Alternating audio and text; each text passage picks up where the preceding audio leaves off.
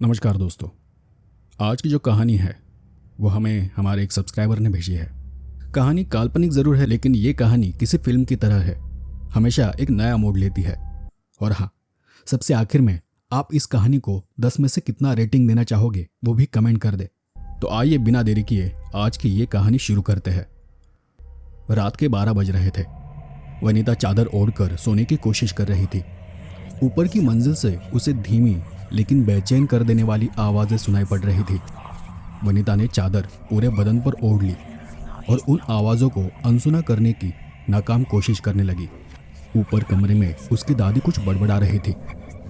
9-10 minute तक उसे सिर्फ दादी की आवाज़ें सुनाई दे रही थी, मगर अब एक और घरघराहट जैसी भारी आवाज़ सुनाई देने लगी।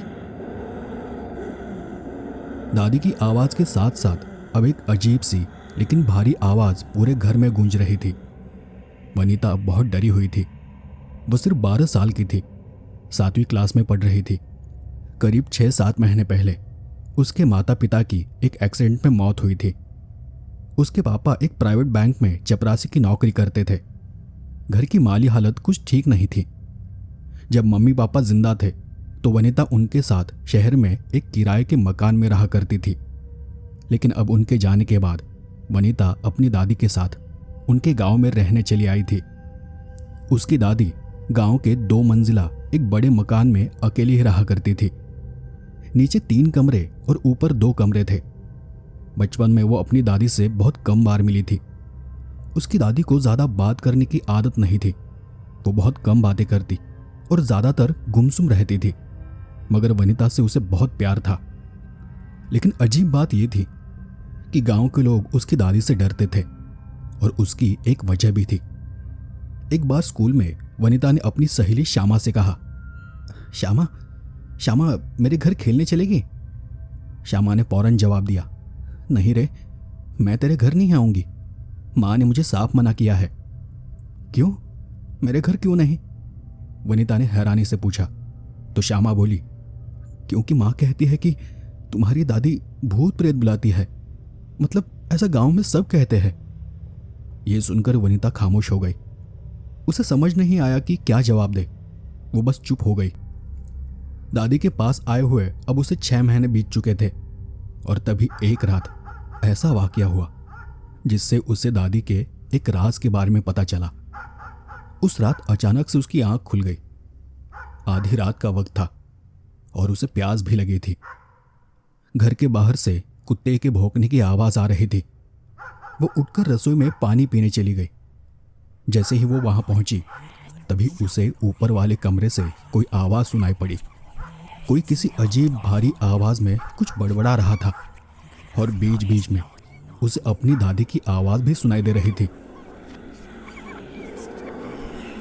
वनीता थोड़ी घबरा गई, और तब उसे अपनी दोस्त की बात याद आ गई। वो डरी जरूर थी, मगर उसे ये जानने की ज्यादा तलब थी कि ऊपर क्या हो रहा है। बच्चों के मन में डर से ज्यादा जिज्ञासा होती है। वो दबे पांव सीढ़ियां चढ़कर ऊपर चली गई। एक कमरे की खिड़की से पीली रोशनी बाहर आ रही थी। वो धीरे से खिड़की के पास चली गई और झांक कर अंदर देखा। उसकी दादी नीचे जमीन पर बैठी थी। सामने आग जल रही थी, और वो अपने हाथों से उस आग में कुछ डाल रही थी। उसके सामने कुछ पड़ा था। क्या था ये ठीक से दिखाई नहीं दे रहा था, लेकिन उसका आकार बहुत ही अजीब और बेढंग सा था। ऐसा लग रहा था जैसे आटे का एक बड़ा गीला पिंड एक के ऊपर एक जमा कर रख दिया हो, मगर उसमें हरकत हो रही थी। उसका सिर फैला हुआ और चपटा था। आंखों की जगह 2 बड़े काली मोती जैसे बिंदु थे, जिनमें एक अजीब सी चमक थी। जबड़े के अंदर बहुत सारी पतली पतली गीली रेंगती हुई लकीरें थी, और उसके मुंह से अजीब डरावनी आवाजें निकल रही थी। ये सब देख वनीता डर के मारे कांपने लगी। उसके मुंह से हल्की सी चीख निकल गई, और तभी दादी की नजर उस पर पड़ी। वनीता तुरंत सीढ़ियों से भागते हुए नीचे उतर आई और अपने बिस्तर में जाकर चादर ओढ़कर लेट गई। वो बहुत जोर से कांप रही थी। थोड़ी देर में ऊपर की आवाजें आनी बंद हो गई, और फिर कुछ देर बाद दादी नीचे उतर आई। वनीता के सिरहाने बैठकर उसके सिर को सहलाते हुए कहा, डरने की कोई जरूरत नहीं है, तुम आराम से सो जाओ, मैं तुम्हें कल सब बताती हूं। और कुछ देर बाद वनीता भी गहरी नींद में चली गई। अगली सुबह रोज की तरह वो स्कूल गई और दोपहर को स्कूल से घर लौट आई। दोपहर में जब वो घर आई तो रात का सारा मंजर उसे याद आने लगा। फिर दोपहर के खाने के बाद दादी ने उसे अपने पास बुलाया और कहा, वनीता, कल रात तूने जो कुछ देखा, अच्छा ही हुआ कि तूने वो देख लिया। वैसे भी मेरे बाद ये सब तुझे ही संभालना है। मुझे नहीं अजी, मुझसे ये सब नहीं होगा। कल वहां जो भी हुआ उसे सोचकर ही मुझे डर लगता है। दादी ने फिर से कहा, डर मत वनीता, कल जिसे तूने देखा वो तिमिरांग था। सालों पहले एक तांत्रिक ने मरते वक्त अपनी रूह आटे के गीले पिंड में कैद कर दी थी और तब उसे तेरी पर नानी ने पकड़कर बांध कर रखा था। ये तब से चला आ रहा है। दादी की बातें सुनकर वनीता कांप रही थी। दादी कहती रही, ये तिमिरांग मरे हुए लोगों से बात करवाता है।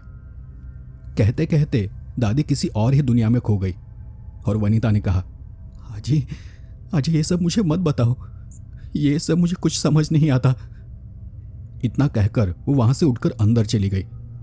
दादी अपने आप में ही बुदबुदाई, वनीता, एक न एक दिन तुझे ये विद्या सीखनी ही पड़ेगी। दिन बीतते चले गए। वनीता बड़ी होती गई। अब वो 18 से 19 साल की हो चुकी थी और वक्त बीतने के साथ ही दादी भी बूढ़ी होती चली गई थी। अब गांव-गांव से और गांव के बाहर से भी लोग दादी से मिलने आते थे, उसे अपनी तकलीफें सुनाते थे। कभी कोई घर से रोते चीखते बाहर भागता था तो कभी कोई सुकून भरे चेहरे से लौटता था। इतने सालों तक वनीता इन सब बातों को बस अनदेखा करती रही। उम्र बढ़ने के साथ साथ अब दादी बार बार बीमार पड़ने लगी थी। कभी अचानक उसे चक्कर आ जाता तो वो कभी बुखार से तपने लगती थी। दादी की हालत बहुत ही कमजोर हो गई थी। एक दिन दादी वनीता के पास जाकर बैठ गई और उसे प्यार से बोली, वनीता, अब मुझ में ताकत नहीं रही, पता नहीं कब क्या हो जाए। बस मैं चाहती हूं कि मैं तेरा ब्याह कर दूं। और तब वनीता बोली, अभी नहीं अजी, मुझे अभी और पढ़ना है। दादी ने मुस्कुराकर कहा, मुझे सब पता है बेटा, तेरे और गिरीश के बीच कुछ चल रहा है ना। वनीता का चेहरा शर्म से लाल हो गया। नहीं अजी, ऐसा कुछ नहीं है। देख वनीता, गिरीश के पिता यशवंत से मैं बात कर चुकी हूं और वो भी शादी के लिए राजी है। दादी हंसी और वनीता के चेहरे पर हल्की सी मुस्कान फैल गई। कुछ ही दिनों में शादी और 3 हफ्तों बाद शादी की तारीख तय की गई। देखते ही देखते 3 हफ्ते कैसे निकल गए पता ही नहीं चला। वनीता की शादी हो गई और वो अपने ससुराल भी चली गई। उसका ससुराल पास के ही गांव में था, बस 20 से 25 मिनट की दूरी पर। फिर वनीता रोज अपनी आजी से मिलने आया करती थी, उनका हाल चाल पूछती थी और शाम होते ही वापस अपने घर चली जाती। ऐसे ही एक दिन शाम के वक्त वनीता आजी से मिलने आई थी। कुछ देर उनके बीच यहां वहां की बातें हुई और अचानक आजी ने कहा, वनीता, अब ज्यादा वक्त नहीं है मेरे पास, मुझे तुझे अपनी विद्या सिखानी ही पड़ेगी। आजी की यह बात सुनकर वनीता के रोंगटे खड़े हो गए। बचपन में देखा हुआ वो डरावना मंजर उसकी आंखों के सामने घूमने लगा। नहीं आजी, मुझे इस चक्कर में मत डालो, मुझे इन सब से बहुत डर लगता है, वनीता ने घबराते हुए कहा। वनीता बेटा, मैं तुझे कैसे समझाऊं? तिमिरांग हमारे पैदा होने के साथ ही हमसे जुड़ जाता है। उसे जगाते रहना हमारा फर्ज है और अगर हमने ऐसा नहीं किया तो। वनीता को आजी की आंखों में डर साफ नजर आ रहा था। नहीं तो क्या आजी? वनीता ने डरते हुए पूछा। नहीं तो वो हमारी जान का दुश्मन बन जाएगा। ये बोलते वक्त आजी की आंखें बड़ी बड़ी हो गई थी। वनीता आजी को बस देखती रह गई। उसे समझ ही नहीं आ रहा था कि क्या कहे। तब आजी ने उसके हाथ को पकड़ते हुए कहा, कल 4 दिन के लिए यहीं आ जा, मैं गिरीश को बोल दूंगी। वनीता वहां से उठकर अपने घर लौट गई। पूरी रात वो ठीक से सो नहीं पाई। रात भर उसके दिमाग में आजी की बातें घूमती रही। अगले दिन शाम को वो थोड़ा बहुत सामान लेकर 4 दिन के लिए अपनी आजी के घर रहने चली आई। गिरीश खुद उसे छोड़ने आया था। रात को खाना वगैरह खाकर गिरीश वापस चला गया। रात के तब 11 बज चुके थे। वनिता आजी के यहाँ आ तो गई थी, लेकिन मन से वो बिल्कुल भी तैयार नहीं थी। दिल घबराया हुआ था और वो लगातार यही सोच रही थी कि आगे क्या होगा क्या पता। वो नीचे के एक कमरे में बिस्तर पर पड़ी हुई थी। अब तक उसने आजी से उस विद्या के बारे में कुछ नहीं पूछा था। थोड़ी देर बाद आजी उसके कमरे में आ गई और वनिता उठकर बैठ गई। आजी ने उसके पास बैठते हुए पूछा, इतनी चुप क्यों हो? डरो मत, आज हम कुछ नहीं करने वाले। कल अमावस की रात है। कल रात ठीक 12 बजे मैं तुझे अपनी विद्या सिखाऊंगी। इतना बोलकर आजी भी सोने चली गई। वनिता अंदर ही अंदर घबरा रही थी और आने वाली उस रात के बारे में सोचते हुए उसकी आंख लग गई। अगला दिन शुरू हुआ। वनिता अपने रोजमर्रा के काम कर रही थी। आजी सुबह से ही ऊपर वाले कमरे में कुछ करती रही। दोपहर को गिरीश आया, दोनों से मिला और वापस चला गया। जैसे तैसे वो दिन बीत गया। शाम ढल गई और बाहर घना अंधेरा घिरने लगा। जैसे जैसे रात आगे बढ़ रही थी, वनिता की घबराहट भी बढ़ती जा रही थी। रात को खाना हुआ और फिर आजी ने कहा, वनिता, आज मैं इस जिम्मेदारी से आज़ाद होने वाली हूं। आज अमावस है, मैंने सब तैयारी कर ली है। मैं ऊपर जा रही हूं। ठीक 12 बजे तू भी ऊपर आ जाना। इतना कहकर आजी ऊपर वाले कमरे में चली गई। वनिता ने सब सामान समेटा और फिर आधी रात होने का इंतजार करने लगी। बचपन से वो जिस चीज से दूर भाग रही थी, आज उसे उसी का सामना करना था। इस पल भी उसका मन यही कह रहा था कि वक्त रहते यहां से भाग जा, पर वो भाग न सकी। आखिरकार 12 बजे वनिता ऊपर के कमरे में चली गई। आजी वहीं पर बैठी हुई थी। वनिता, तू यहां मेरी जगह बैठ जा। आजी ने ऐसा कहा और वनिता जाकर आजी की जगह पर बैठी। उसके सामने एक बड़ा गोल बर्तन था। पास ही कुछ सूखी लकड़ियां थी, लाल हरी पोटलियां थी और 2-3 छोटी कटोरियां भी रखी थी। यहां तक सब ठीक था, लेकिन जो इसके बाद हुआ वो देखकर वनिता की रूह कांप उठी। ये तो लकड़ियां इस बर्तन में डाल और उनमें आग लगा दे। आजी ने ऐसा कहा और वनिता ठीक वैसा ही कर रही थी जैसे आजी उसे बता रही थी। कुछ देर बाद आजी ने एक पेटी में से आटे का एक गीला सा गोला निकाला और उसके सामने रख दिया। फिर उसने उसी पेटी में से एक इंसानी खोपड़ी बाहर निकाली। वो देख वनिता डर से कांप उठी। डर मत, यही तिमिरांग है, आजी बोली और उस खोपड़ी को आटे के गोले पर रख दिया। रात के 12 बज चुके थे। बाहर घना अंधेरा छाया हुआ था। कहीं दूर से कुत्तों के भौंकने की आवाजें आ रही थी। अब मेरे पीछे पीछे मंत्र दोहराना शुरू कर। और आजी धीरे धीरे कुछ मंत्र बोलने लगी। वनिता भी घबराते हुए उन मंत्रों को दोहराने लगी। सामने आग की लपटें उठ रही थी। तभी धुएं में से वनिता को उस आटे में कुछ हलचल दिखाई दी। खोपड़ी भी धीरे धीरे हिलने लगी। आजी का मंत्र पढ़ना अब तेज हो चुका था। वनिता की भी आवाज उसके पीछे पीछे गूंज रही थी। कमरे का माहौल एकदम से बदल गया। दीवारों पर आग की लपटें दिखाई देने लगी और एक अजीब सी बदबू से वो पूरा कमरा भर गया। फिर अचानक वहां का वातावरण एकदम से ठंडा हो गया। आटे का गोला अपने आप ऊपर उठने लगा और धीरे धीरे खोपड़ी के चारों तरफ फैल गया। थोड़ी ही देर में उसने खोपड़ी को पूरी तरह ढक लिया। वनिता ये सब देख डर के मारे कांप रही थी। उसके हाथ पांव ठंडे पड़ गए थे। पेट में एक अजीब सा डर समा गया था। आजी ने मंत्र पढ़ना बंद किया और अब वो आटे का गोला कोई अलग ही रूप, कोई अलग आकार ले चुका था। उस पर एक बड़ा सा सिर बन गया था। उनमें काली चमकती आंखें उभर कर आई थी। उसका एक बड़ा चिपचिपा जबड़ा था और पूरा शरीर किसी गीले आटे सा हिल रहा था। उसके जबड़े से कुछ अजीब घर घर की आवाजें आ रही थी। उसने वनिता की तरफ देखा और कुछ बोला। वनिता का शरीर कांप उठा। तभी आजी ने कहा, ये मेरी नातिन है वनिता, अब से ये तुझे जगाएगी। तिमिरांग अब वनिता को घूरने लगा। वनिता का पूरा शरीर पसीने से भीग चुका था। गला सूख गया था। थोड़ी देर तक कमरे में अजीब अजीब आवाजें गूंजती रही। फिर धीरे धीरे आटे का वो गोला छोटा होता चला गया। खोपड़ी फिर से बाहर आ गई और सब पहले जैसे शांत हो गया। आजी ने वो खोपड़ी और वो आटे का गोला उठाकर वापस पेटी में रख दिया। वनिता भी धीरे धीरे शांत हो गई। उसका शरीर जैसे बैठे बैठे अकड़ सा गया था।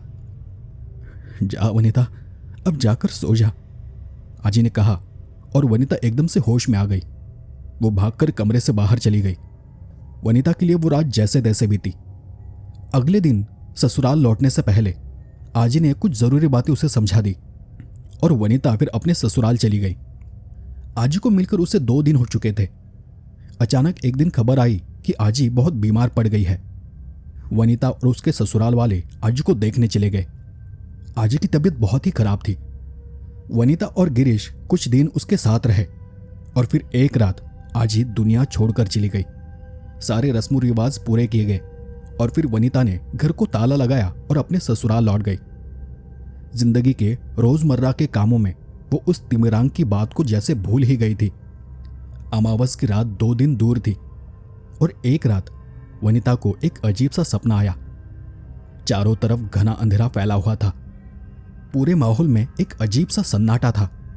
रात की डरावनी आवाजें उसके कानों पर पड़ रही थी और अचानक वनिता की नींद खुली। उसे महसूस हुआ कि उसके हाथों पर कुछ चिपचिपा सा लगा है। उसने अपने हाथ को रोशनी में देखा। हाथों पर आटे जैसा कुछ चिपका हुआ था। वो उसे हटाने ही वाली थी, पर तभी उस आटे में अचानक 2 काली आंखें उभर आई और एक लिसलिसा सा जबड़ा खुलता बंद होता दिखाई दिया। वनिता हैरान परेशान अपने हाथ को देख रही थी। देखते ही देखते वो हाथ बड़ा होने लगा। आंखें और बड़ी बड़ी होती चली गई। वो जबड़ा फैलता चला गया और एकदम से वनिता की तरफ झपट पड़ा। वनिता चीख के मारी नींद से जाग उठी। उसका पूरा बदन पसीने से तरबतर हो चुका था। सांसें तेज चल रही थी। उसकी चीख सुनकर गिरीश भी जाग गया। उसने वनिता से पूछा भी, पर उसने बुरा सपना बोलकर उस बात को टाल दिया। गिरीश ने उसे संभाला, पानी पिलाया और फिर थोड़ी देर में वनिता दोबारा सो गई। दूसरे दिन सुबह से ही उसके मन में वही सपना घूमता रहा। अगले दिन अमावस की रात थी और जैसा कि आजी ने उसे कहा था, हर अमावस की रात को तिमिरांग को जगाना जरूरी था और अब ये जिम्मेदारी वनिता की थी। उस दिन वनिता ने गिरीश को बुलाया और उसे कहा, आपसे कुछ जरूरी बात करनी है। गिरीश ने मुस्कुराते हुए कहा, तो बोलो ना, इतनी घबराए हुए क्यों हो? यहां नहीं, चलो कहीं बाहर चलते हैं, बहुत जरूरी बात है। ठीक है, चलो, मुझे भी खेतों में जाना है, हम वहीं चलकर बात करते हैं। वनिता ने सिर हिलाया और दोपहर के खाने के बाद दोनों खेतों में चले गए और वहां जाकर वो एक पेड़ के पास बैठ गए। वहां दूर दूर तक कोई इंसान नहीं था, बस ठंडी हवा बह रही थी। अब बोलो, क्या बात है? गिरीश ने यहां वहां देखते हुए वनिता से पूछा। गिरीश, मेरा नसीब कितना अच्छा है कि मुझे तुम जैसा पति मिला है। पर इतना बोलकर वनिता शांत हो गई। पर क्या? जो भी दिल में है साफ साफ बोलो। वनिता ने अपना चेहरा छुपाते हुए कहा, तुम तो जानते हो ना कि लोग आजी के बारे में क्या क्या कहते थे, कि वो काला जादू करती थी, भूत प्रेत बुलाती थी। गिरीश ने हैरान होकर उसकी तरफ देखा। हाँ, सब सुना है, पर अब तो वो चली गई है ना, और साथ में वो सब भी चला गया है। तब वनिता ने गिरीश की ओर देखकर कहा, नहीं, ऐसा नहीं है, यही बताने के लिए मैं तुम्हें यहां लेकर आई हूं। और वनिता ने गंभीरता से सब कहना शुरू किया। उसने अब तक की सारी बात गिरीश को बता दी कि कैसे आजी ने उसे तिमिरांग को जगाने की विद्या सिखाई थी और अब उसे हर अमावस को वो सब करना होगा। सब कुछ सुनने के बाद गिरीश थोड़ी देर चुप रहा और फिर वो बोला, इसका मतलब ये कि तिमिरांग तुम्हारे खानदान से जुड़ा कोई श्राप जैसा है। वनिता चुप रही। ठीक है, कल हम तुम्हारे मायके वाले घर चलेंगे, कह देंगे कि सफाई करने जा रहे हैं और कल रात वहीं रुकेंगे, ठीक है ना? वनिता हैरान होकर उसकी तरफ देखने लगी। ऐसा क्यों देख रही हो? सोच रही थी कि तुम मुझ पर नाराज होगे, मुझे अपने से दूर करोगे। गिरीश मुस्कुराया और वनिता की आंखों में आंसू भर आए। बस एक बात याद रखो, जो भी होता है किसी अच्छे मकसद से ही होता है। गिरीश ने ऐसा कहा और वनिता ने उसे अपने गले लगा लिया। धीरे धीरे सूरज पहाड़ियों के पीछे छुपने लगा। ठंडी हवा और गिरीश की बातों ने वनिता के अंदर एक नया हौसला भर दिया था। अगले दिन दोनों वनिता के मायके वाले घर पहुंचे। अंदर दाखिल होते ही वो दोनों समझ गए कि सच में वहां सफाई की जरूरत है। दोनों ने मिलकर पूरा घर साफ किया। दोपहर में खाना खा लिया और फिर हॉल में आराम करने बैठे। वनिता, ये तिमिरांग कहाँ है? गिरीश ने पूछा और इस सवाल से वनिता थोड़ी चौंक पड़ी, लेकिन खुद को संभालते हुए बोली, उसका सारा सामान ऊपर वाले कमरे में रखा है। और गिरीश ने ऊपर देखते हुए कहा, रात में मैं भी उस कमरे में रहूंगा, मुझे भी देखना है कि ये क्या है। गिरीश बोला और वनिता उस बात से थोड़ी घबरा गई। डरो मत, मैं कहीं छुप कर देखूंगा। गिरीश ने ऐसा बोलकर उसे हौसला दिया। रात के करीब 11:30 बजे वनिता बोली, चलो ऊपर जाना है, वक्त हो गया है। दोनों ऊपर वाले कमरे में चले गए। गिरीश कमरे के एक कोने में लकड़ी की अलमारी के पास छुपकर बैठ गया। वनिता ने पेटी से सारा सामान निकाला। गोल थाली, वो लाल हरा भस्म, छोटी कटोरियां और जलाने के लिए लकड़ियां वगैरह, और उस सारे सामान को जमीन पर सजा दिया। रात के 12 बजने वाले थे। वनिता ने लकड़ियां सजाई और उनमें आग जला दी। गिरीश कोने में छुपकर ये सब देख रहा था, लेकिन अब आगे क्या होगा इसका उसे जरा भी अंदाजा नहीं था। अंत में वनिता ने पेटी से वो आटा और एक इंसानी खोपड़ी निकाली। ये देखकर पहली बार गिरीश के रोंगटे खड़े हो गए। वनिता ने आटे का गोला सा बनाया और उसके ऊपर वो खोपड़ी रख दी। माहौल एकदम से बदल गया, एकदम से भारी होने लगा। बाहर से कुत्तों की आवाज आने लगी। वनिता ने मंत्रों का जाप शुरू किया और उसका स्वर पूरे कमरे में गूंजने लगा। धीरे धीरे कमरे में ठंड बढ़ने लगी और एक अजीब सी बदबू फैलती चली गई। ये सब कुछ गिरीश के लिए पहली बार था। उसे घुटन सी महसूस होने लगी थी। उसने अपनी दोनों हथेलियां मुंह पर रख दी। वनिता मंत्रोच्चार करने में डूबी हुई थी। इस बार वो पहले से ज्यादा निडर लग रही थी, शायद इसलिए क्योंकि गिरीश उसके साथ था। और फिर देखते ही देखते धीरे धीरे वो खोपड़ी हिलने लगी। आटे का गोला बड़ा होता गया और फिर धीरे धीरे आटा खोपड़ी को निकल गया और उसी के बीच से वो तिमिरांग प्रकट हुआ। गिरीश की आंखें फटी की फटी रह गई। उसका शरीर कांपने लगा। उसने ऐसा कुछ कभी नहीं देखा था। वनिता ने मंत्रोच्चारण रोक दिया और उसने देखा तिमिरांग सीधा उसी की तरफ देख रहा था, उसे घूर रहा था। उसका बड़ा सा जबड़ा हिल रहा था। किसे बुलाऊं? तिमिरांग ने पूछा। वनिता ने घबराते हुए कहा, अमावस की पुकार देने आई हूं, तुम्हें जगाने आई हूं। इस पर तिमिरांग ने गुस्से से कहा,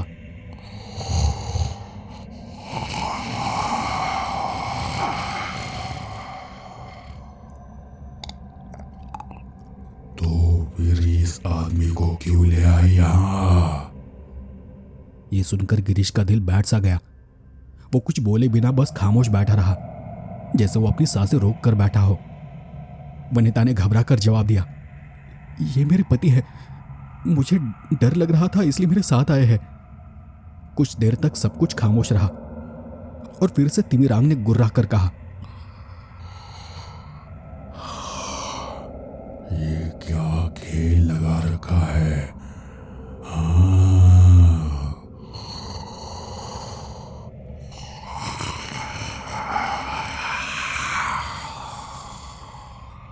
उसकी आंखों में गुस्से की लाल आग जल रही थी। उसका शरीर धीरे धीरे हिलता और बदन अकड़ सा गया। हाथों की मुट्ठियां सी बन गई और वनिता समझ गई कि उससे कोई बड़ी गलती हो गई है। उसने हाथ जोड़कर और जमीन पर झुकते हुए कहा, एक बार माफ कर दो, मुझसे गलती हो गई, आगे से ऐसा नहीं होगा। तिमिरांग ने अपनी भारी और घुटी हुई आवाज में कहा,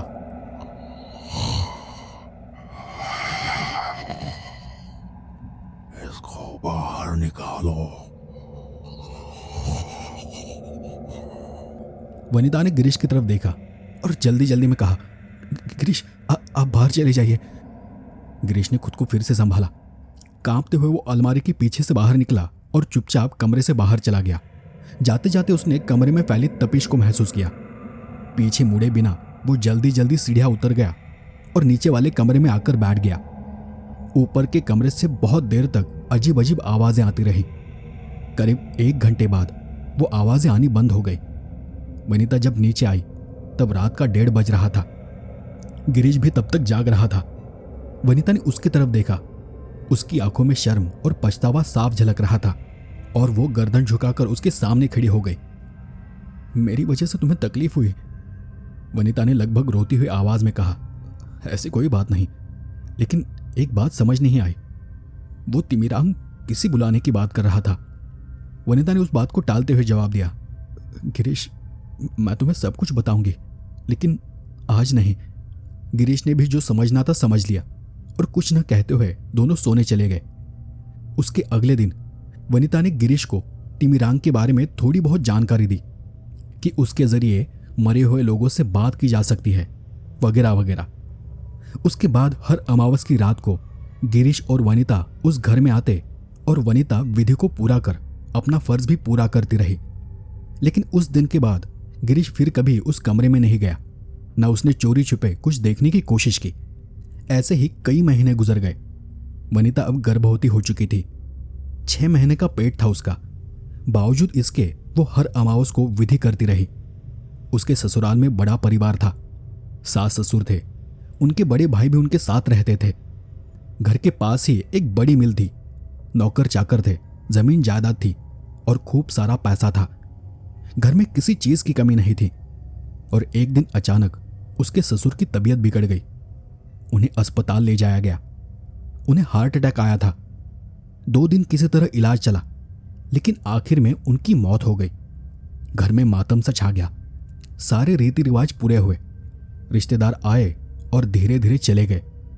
और उसके कुछ ही दिनों बाद एक दिन गिरीश का चचेरा भाई सुबह सुबह उनके घर आ गया और उसके और गिरीश के बीच झगड़ा शुरू हुआ जायदाद के बंटवारे को लेकर।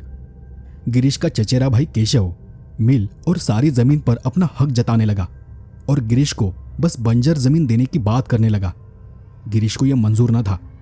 दोनों भाइयों के बीच झगड़ा बढ़ता ही गया और आखिर एक दिन केशव ने वकील को बुला लिया।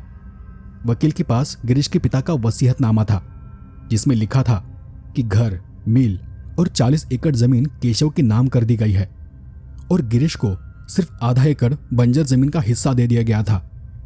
गिरीश सब कुछ समझ रहा था कि यह सारा खेल केशव का है। उसने धोखे से वसीयतनामा बनवाया है। केशव की बातें सुनते वक्त गिरीश का खून खौल उठा और उसे यकीन था कि उसके पिता उसके साथ कभी ऐसा जुल्म नहीं करेंगे। लेकिन कोर्ट और पुलिस के बीच फंसने से कोई फायदा नहीं था। केशव ने पहले ही सबको घूस खिलाकर सबका मुंह बंद कर दिया था। आखिरकार गिरीश और 7 महीने की गर्भवती वनिता उस घर को छोड़कर चले गए और वनिता की दादी के घर आकर रहने लगे। कई दिनों से जो विवाद चल रहा था वो धीरे धीरे खत्म हुआ, या शायद अब उसकी असली शुरुआत थी, क्योंकि गिरीश के दिल में बदले की आग सुलगने लगी थी। वो दिन दिन भर बस यही सोचता रहता था कि वो क्या करे जिससे उसे उसकी जायदाद मिल जाए। दिन ऐसे ही बीत रहे थे और वनिता को अब 8वां महीना शुरू हो गया था और एक दिन उसे एक रास्ता नजर आया। गिरीश ने वनिता को अपने पास बुलाया और उसे आराम से बिठाकर कहा, मैंने तय कर लिया है, हमें अपना हक वापस लेना होगा। हमारा घर, हमारी जमीन वापस लेनी होगी। हमारे लिए न सही, लेकिन हमारे होने वाले बच्चे के लिए। तब वनिता ने उससे पूछा, लेकिन यह कैसे होगा? गिरीश ने मुस्कुराकर कहा, उसका हल इसी घर में है, तिमिरांग। क्या क्या चल रहा है तुम्हारे दिमाग में? वनिता ने घबराकर कहा और गिरीश ने ऊपर वाले कमरे की तरफ देखकर कहा, आने वाली अमावस को मैं खुद तुम्हारे साथ विधि करूंगा। मुझे पिताजी से बात करनी है। यह सुनकर वनिता के शरीर में झुरझुरी से दौड़ गई। नहीं, ऐसा मत करो तुम। क्यों नहीं? देखो, मुझे यकीन है कि केशव ने मेरे पिताजी की वसीयत बदल दी है। असली वसीयत कहाँ है यह सिर्फ पिताजी को मालूम है और अब सच जानने का यही एक रास्ता है। अब चाहे जो भी हो, इस अमावस की रात मैं विधि करूंगा। यह कहकर गिरीश उठकर बाहर चला गया। वनिता काफी देर तक वहीं बैठी रही। वो एक अजीब सी उलझन में फंस चुकी थी। आज तक उसने कभी किसी मरे हुए इंसान की आत्मा को बुलाने की विधि खुद नहीं की थी, उसे पता था कि इस विधि को करने में खतरा है। दादी ने उसे बताया था कि अगर किसी मरे हुए इंसान की आत्मा को तिमिरांग के जरिए बुलाया जाए तो वो आत्मा तिमिरांग के शरीर में समा जाती है और फिर वही आत्मा हमसे बात करती है। लेकिन ये सब जितना दिखता है उतना आसान नहीं होता, क्योंकि अगर कोई भटकती हुई आत्मा, कोई अतृप्त आत्मा उसमें आ गई और उसे वक्त पर वापस न भेजा गया तो अंजाम बहुत भयानक हो सकता है। और वनिता इन बातों को अच्छे से जानती थी। भले ही उसे इन सब का कोई अनुभव नहीं था, लेकिन अब गिरीश ने उसके सामने एक बड़ा सवाल खड़ा कर दिया था। आखिरकार वो दिन आ गया। अमावस की रात शुरू हो गई थी और गिरीश खुद विधि करने बैठने वाला था। उस पूरे दिन भर वनिता बेचैन रही और उसी डर के कारण उसके पेट में भी दर्द हो रहा था। लेकिन अब पीछे हटना नामुमकिन था। रात के करीब 11:15 बज रहे थे। गिरीश और वनिता कमरे में विधि के लिए बैठ गए। सामने गोल पीतल की थाली में वनिता ने आग जलाई। उसी के सामने आटे का गोला रखा और उस पर खोपड़ी रखकर दोनों ने मंत्रोच्चार शुरू किया। कुछ ही देर में उस आटे के गोले में खोपड़ी समा गई और फिर से तिमिरांग ने आकार ले लिया।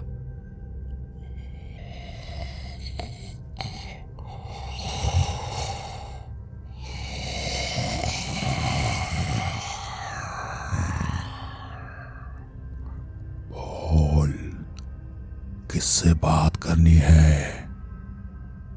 रात की अनगिनत रहस्यमय राहें खुल चुकी हैं। बोल, जल्दी बोल। तिमिरांग ने अजीब भारी आवाज में कहा। तो वनिता घबरा कर बोली, ये मेरे पति गिरीश है, इन्हें उनके पिताजी से बात करनी है। और इतना बोलकर वनिता ने कटोरी में रखी एक भस्म आग में डाली।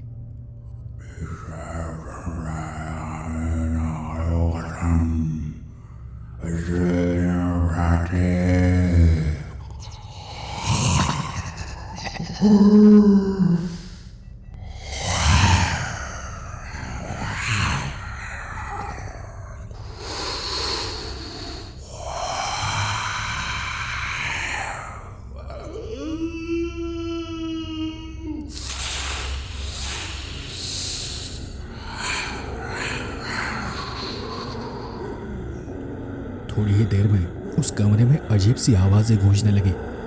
तेज हवा से चलने लगी। तिमिरांग का आटे का शरीर थरथराने लगा। उसके खुले मुंह में कुछ काला धुआं सा दिखाई देने लगा और तरह तरह की अजीब अजीब आवाजें आने लगी। फिर अचानक से सब कुछ एकदम से थम गया। तिमिरांग अब एकदम स्थिर हो गया था। उसका हिलता बदन धीरे धीरे ठिठक गया। उसकी आंखों में एक अजीब सी चमक थी। धीरे धीरे उसका वो बिगड़ा बिगड़ा चेहरा एक शक्ल में बदलने लगा और देखते ही देखते उसमें एक चेहरा नजर आने लगा। वो यशवंत राव थे, यानी गिरीश के पिताजी। गिरीश और वनिता वो देखकर सन्न रह गए।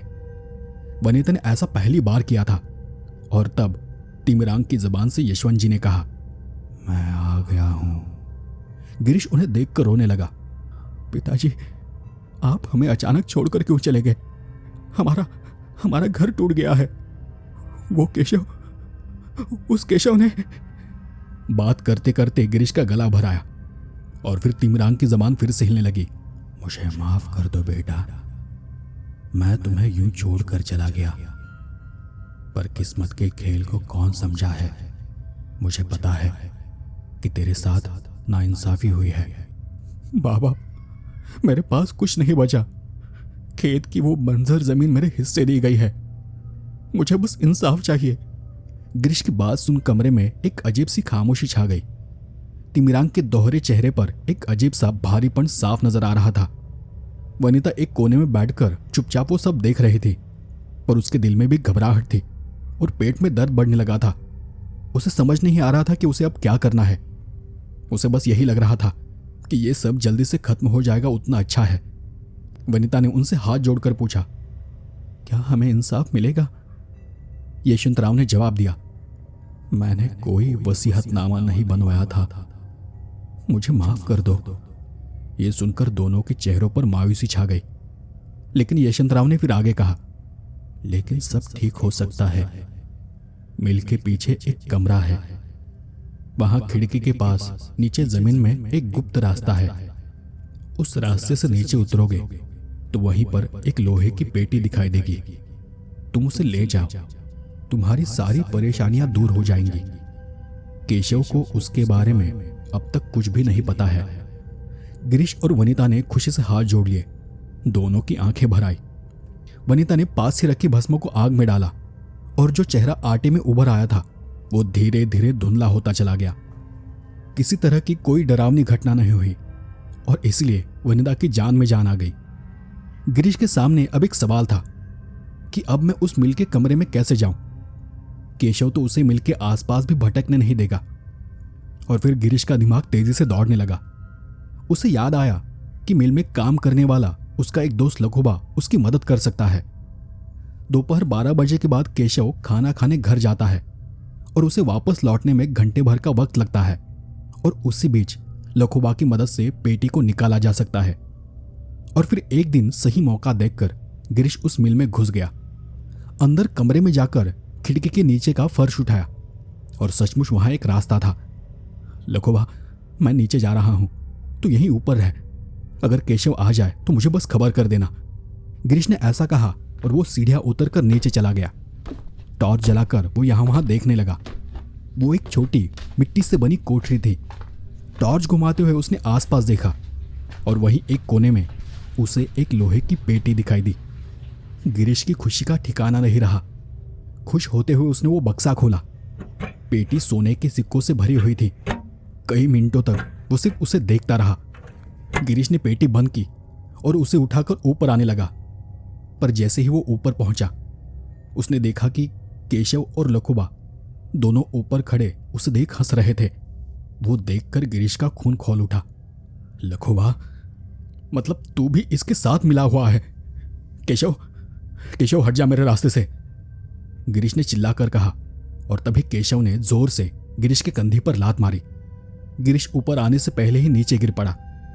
उसके हाथ की पेटी एक और गिर गई। ढक्कन खुल गया और उसमें से सारे सिक्के उछलकर वहीं फैल गए। गिरीश संभलने की कोशिश कर रहा था, तभी लखोबा और केशव नीचे उतर गए। गिरीश का गुस्सा अब काबू में नहीं था। वो दोनों उस पर टूट पड़े थे और उन दोनों ने उसे जमकर पीटा। गिरीश बुरी तरह जख्मी होकर बेहोश हो चुका था। मालिक, क्या ये मर गया? लखोबा ने घबराते हुए पूछा। मर गया हो तो अच्छा है, चल उसे यहीं मिट्टी में गाड़ देते हैं, केशव ने गुस्से में कहा। मालिक, लखोबा घबराया। तभी केशव बोला, अरे उस पेटी के आधे सिक्के तेरे ही तो है। और वो जोर से हंसने लगा। लखोबा ने सिक्कों की तरफ देखा और लालच उसके होश पर हावी हो गया। और फिर उन दोनों ने सिक्कों को उठाया और उस गड्ढे में ऊपर से मिट्टी डालनी शुरू कर दी। गिरीश को गए हुए अब एक दिन हो गया था। वनिता की बेचैनी बढ़ती जा रही थी। उसे पता था कि गिरीश मिल पर गया था और जैसा उसने कहा था उसने एक दिन इंतजार भी कर लिया था। पर अब वनिता को शक होने लगा कि वहां जरूर कुछ गड़बड़ हुई है। वो मिल की तरफ निकल पड़ी। केशव तब मिल के गेट के पास ही बैठा था। वनिता ने केशव के सामने खड़े होकर गुस्से में पूछा, मेरे पति कहाँ है? तेरा पति? तेरा पति मेरा क्या लगता है जो मैं उसे देखता फिरूंगा? चल दफा हो जाए यहां से, केशव ने उसे धमकाया। मुझे मालूम है मेरे पति यहां आए थे, तूने जरूर उनके साथ कुछ किया है। वनिता की आंखें गुस्से से लाल हो गई थी। एक बार कहा ना, वो यहां नहीं आया था। कहीं तूने ही भूत प्रेत बुलाकर उसे मार तो नहीं दिया? तुझे क्या लगा मुझे पता नहीं तेरी दादी क्या करती थी? तू भी उसी का खून है, चल निकल बाहर, केशव उस पर चिल्लाया। वनिता अब चुप न रही।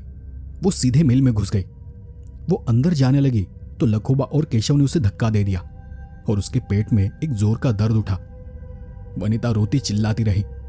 गांव के लोग भी जमा हो गए थे, लेकिन सब मूक बने तमाशा देखते रहे। वनिता उस वक्त 8 महीने की गर्भवती थी। वो रोती बिलखती रही पर किसी ने उसकी मदद नहीं की। और तब अचानक वनिता बेहोश हो गई। कुछ औरतें आगे आई और उसे उठाकर वहां से ले गई। जब वनिता को होश आया तो पता चला कि वो अस्पताल में थी और उसे एक बेटा हुआ था। उसे समझ ही नहीं आ रहा था कि पति के जाने का दुख मनाए या बेटे के आने की खुशी। कुछ दिन बाद वो बेटी को लेकर अपने घर आ गई। लेकिन उसके दिल में अब बदले की आग जल रही थी। सीढ़ियों पर बैठकर वो देर तक सोचती रही कि क्या करे। एक बार तो उसके मन में यह भी ख्याल आया कि तिमिरांग की मदद ले लूं, पर तभी उसके दिमाग में केशव की कही बातें घूमने लगी, क्योंकि उसी रात गिरीश गायब हुआ था और उसके मन में अब डर बैठ चुका था कि कहीं उससे कुछ गलती तो नहीं हुई थी। अगर फिर से कुछ गलती हो गई और उसके बेटे को कुछ हो गया तो। उसकी आंखों से आंसू सूख गए थे। वो फिर से उठी, पानी से मुंह हाथ धोया और खुद को शांत किया। उस दिन के बाद वनिता कभी भी मिल के पास जवाब मांगने नहीं गई। गांव में छोटे मोटे काम करके उसने जैसे तैसे गुजारा किया। उसने अपने बेटे का नाम रविराज रखा। रविराज की परवरिश में वनिता ने कोई कसर नहीं छोड़ी। जब रवि बड़ा होने लगा तो वो अपने पिता के बारे में सवाल पूछने लगा, लेकिन वनिता ने उसे कभी भी अंधेरे में नहीं रखा। एक दिन उसने रवि को सब कुछ बता दिया। साल दर साल बीतते चले गए। रविराज भी बड़ा होता गया। वहां वनिता हमेशा की तरह तिमिरांग को जगाती और फिर से पेटी में बंद कर चुपचाप नीचे चली आती थी। रविराज अब 22 साल का नौजवान हो गया था। पढ़ाई में वो होशियार था और अब तहसील के एक प्राइवेट फैक्ट्री में काम भी करने लगा था। घर के हालात धीरे धीरे बेहतर हो रहे थे। केशव और उसकी बीवी जब भी वनिता और रविराज को देखते थे तो उनके दिल में जलन उठती थी। अब भी उनके अंदर वनिता के लिए नफरत भरी हुई थी। एक रात रवि को काम से निकलने में देर हो गई। रात के 9 बज चुके थे। तालुके से गांव पहुंचने में अभी 1 घंटा और लगना था। रवि गांव की सरहद पर पहुंचा। वहां से गांव करीब 1.5 मील दूर था। रवि तेजी से चल रहा था। आधा मील चला ही था कि उसे पीछे से एक गाड़ी आती हुई नजर आई। उसने अंदाजा लगाया और वहीं रुक गया। वो गाड़ी पास आई तो देखा कि वो केशव की गाड़ी थी। केशव ने रवि के पास गाड़ी रोक कर कहा, अरे रवि, इतनी रात को कहाँ से आ रहा है? चल बैठ गाड़ी में, मैं तुझे घर तक छोड़ देता हूँ। रवि कुछ नहीं बोला और बस चुपचाप चलता रहा। केशव ने फिर कहा, रवि मेरी बात सुन, मैं तेरा चाचा हूँ। मुझे समझ नहीं आता कि तू और तेरी माँ हमारे साथ ऐसा बर्ताव क्यों कर रहे हो। तुम्हारी माँ ने तुम्हें सब झूठ बताया है। उसी की वजह से तुम्हारे पिताजी की जान चली गई थी। देख, मुझे तुझसे कुछ बातें करनी है। मैं तुझे सारा सच बता दूंगा। हाँ, बैठ जा गाड़ी में। रवि ने थोड़ी देर सोचा और फिर गाड़ी में बैठ गया। गाड़ी धीरे धीरे चलने लगी। रास्ते में एक छोटा पुल आया। तभी अचानक गाड़ी बंद हो गई। समझा नहीं कि गाड़ी बंद हो गई या बंद की गई थी। केशव गाड़ी से नीचे उतरा। चारों तरफ अंधेरा फैला हुआ था। रात की सन्नाटे में सिर्फ झिंगोरों की आवाज आ रही थी। केशव ने गाड़ी का बोनट खोला और देखने लगा कि उसमें क्या दिक्कत है। कुछ देर बाद रवि भी नीचे उतर आया। तब केशव बोला, गाड़ी बहुत गर्म हो गई है। इंजन में शायद पानी सूख गया है। रवि, गाड़ी में एक बोतल है, उसे लेकर पास के नदी से थोड़ा पानी लेकर आ। रवि ने हाँ में गर्दन हिलाई और रवि पीछे मुड़ा ही था कि केशव ने अचानक उस पर हमला कर दिया। अचानक हुए हमले से रवि घबरा गया। केशव ने हाथ में पकड़े फट्टे से रवि के सिर पर मारा। रवि लड़खड़ाया और पुल की रेलिंग को पकड़ लिया। केशव उस पर टूट पड़ा और उसका गला दबोच लिया। रवि की आंखों के सामने अंधेरा छाने लगा था। तभी केशव की नज़र पुल के नीचे चली गई। वहां नाले के पास कोई खड़ा था, बिल्कुल शांत, लेकिन उसकी आंखें लाल थी। उसमें से डरावनी रोशनी निकल रही थी जो सीधा केशव की तरफ देख रही थी। उसे देख केशव की रूह कांप गई। उसने रवि को वहीं छोड़ दिया और उल्टे पैर गाड़ी में बैठकर वहां से भाग गया। रवि ने खुद को किसी तरह संभाला और भागता हुआ घर पहुंचा। घर जाकर उसने अपनी मां को सब कुछ बता दिया और वो सब सुनते ही वनिता की आंखों में आग जल उठी। इतने सालों से दबाया हुआ गुस्सा बाहर आने लगा। गुस्से से उसका शरीर कांपने लगा और तब वो गुस्से में बोली, अब वक्त आ गया है रवि, अब वक्त आ गया है बदला लेने का। वो ठीक अमावस की रात थी। दोनों घर के ऊपरी मंजिल पर उस कमरे में चले गए। वनिता ने सारी तैयारी कर ली। रवि को कुछ हद तक पता था कि क्या होने वाला है। रात के 12 बजते ही वनिता मंत्र पढ़ने लगी। सामने रखी आटे की पिंड ने धीरे धीरे आकार लेना शुरू किया। देखते ही देखते उस पिंड ने, उस आटे ने ऊपर रखी खोपड़ी को निगल लिया और उनके सामने तिमिरांग प्रकट हुआ।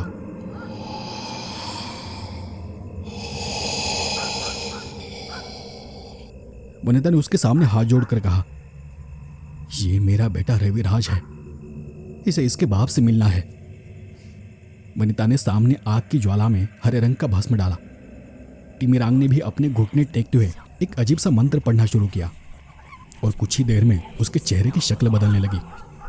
अब उसके चेहरे पर हरीश का चेहरा आ गया था। वनिता, रविराज, मैं आ गया हूं। हरीश की आत्मा तिमिरांग के जरिए से बोलने लगी। सालों से मेरे अंदर जो बदले की आग जल रही थी, अब उसे बुझाने का वक्त आ गया है। वनिता की आंखों में आग सी जल रही थी। सामने तिमिरांग के भीतर हरीश की आत्मा की भी आंखों में वही बदले की आग दिखाई दे रही थी। और अब वनिता ने लाल भस्म उठाया और उसे पूरा अग्नि में डाल दिया। एक जोर की ज्वाला भड़क उठी। ये कोई मामूली आग नहीं थी, ये एक अधूरी आत्मा को इस दुनिया में वापस लाने का तरीका था। तिमिरांग उस लाल आग से प्रभावित हो चुका था। बरसों बाद उसमें जैसे कोई जान सी आ गई थी। और देखते ही देखते उस बंद कमरे में अजीब अजीब आवाजें गूंजने लगी। अंधेरे में परछाइयां दिखाई देने लगी। तृप्त अतृप्त सभी आत्माएं वहां मौजूद थी। यशवंतराव की आत्मा, वनिता की दादी की आत्मा और बहुत से दूसरे लोगों की आत्माएं थीं। उनकी पारदर्शी आकृतियां पूरे घर में घूम रही थी और वो आकृतियां बस एक बात कह रही थी, हमें वापस भेज दे। ऐसा मत कर वनिता, हमें वापस भेज दे। लेकिन अब वनिता मानने वाली नहीं थी। उसने फिर लाल भस्म ज्वाला में फेंकी। आग और तेज भड़क उठी। वनिता ने आगे क्या होगा क्या नहीं कुछ भी नहीं सोचा। अब वो बस बदला चाहती थी।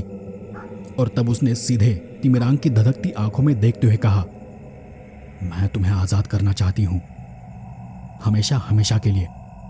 लेकिन उससे पहले तुम्हें मेरा एक काम करना होगा, मेरा बदला पूरा करना होगा। और उसके बाद तुम हमें अपने श्राप से मुक्त कर दोगे। तिमिरांग भी गुस्से से वनिता को घूरने लगा और उसके गले से एक घरघराती आवाज आ रही थी। रविराज को कुछ समझ नहीं आया कि वो सब क्या हो रहा है। तभी तिमिरांग ने एक गूंजती हुई आवाज में जवाब दिया, ठीक है, मैं तुम्हें श्राप मुक्त कर दूंगा, लेकिन इस घर के श्राप को नहीं तोड़ पाऊंगा। इस घर पर कई आत्माओं का श्राप है। मेरे जाते ही वो आत्माएं यहां आकर बस जाएंगी और अपनी शक्ति से इस घर को नष्ट कर देंगी। याद रहे, मेरे जाते ही घर अपने आप भस्म हो जाएगा, इसलिए तुम्हें भी इस घर को छोड़ना होगा।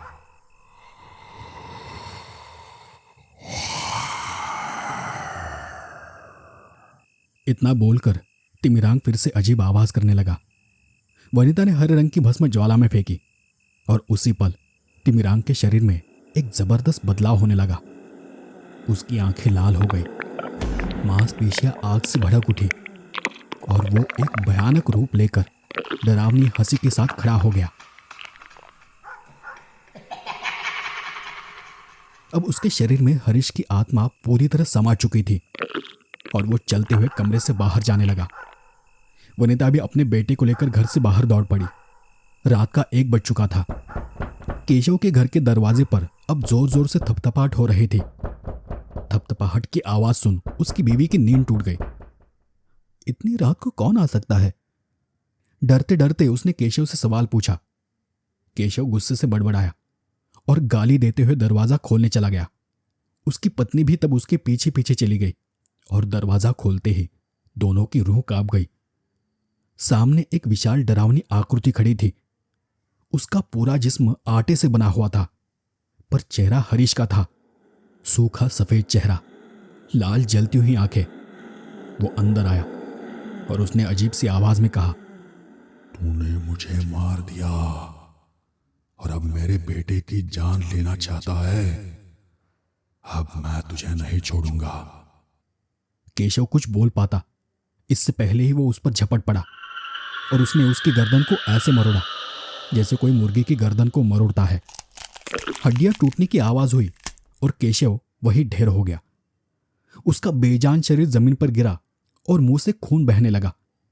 उसकी बीवी वो देख चीख पड़ी, पर डर के मारे उसके सीने में भी जोर का दर्द उठा और वो वहीं पर गिर पड़ी।